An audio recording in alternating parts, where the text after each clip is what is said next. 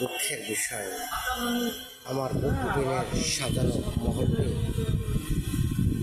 অগ্নিদগ্ধ হয়ে ভীষণ দুঃখ দিল। রাতের বেলায়,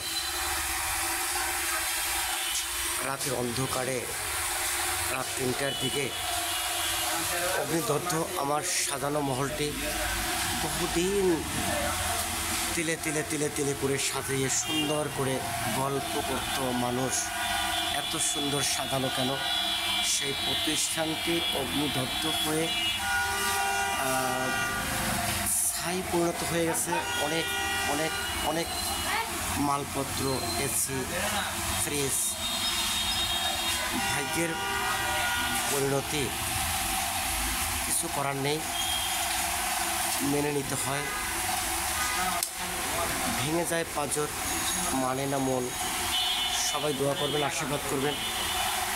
আবার কীভাবে গড়ে তুলতে পারি, সকল সাপ্লায়ার পার্টি সবার প্রতি আমাদের আন্তরিক নিবেদন, আপনারা সবাই সহযোগিতার হাত বাড়াবেন। একটি সাজানো গোছানো প্রতিষ্ঠান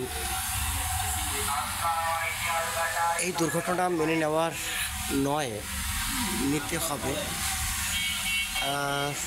একটু নয়, খুব বড়, খুব বেশি,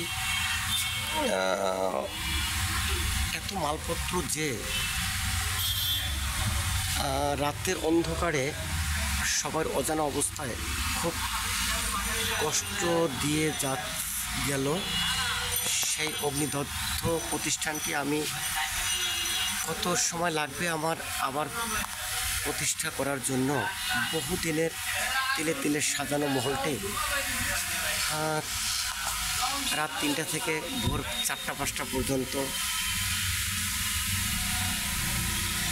কারোর চোখের আড়ালে এভাবে চলে গেল।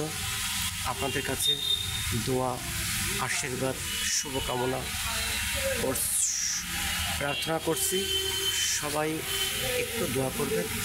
খুব মর্মাহত, খুব দুর্ভাগ্য।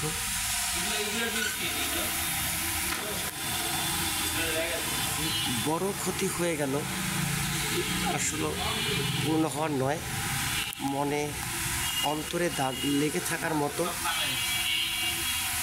তবুও থেমে যাওয়ার নয়, চলতে হবে। আমি দিনে রাত্রে অনেক চেষ্টা শ্রম দিয়ে চেষ্টা করব খুব দ্রুত ঠিক পুনরায় ফিরিয়ে নেওয়ার জন্য। আপনাদের মনোবল, আশীর্বাদ, দোয়া কামনা করছি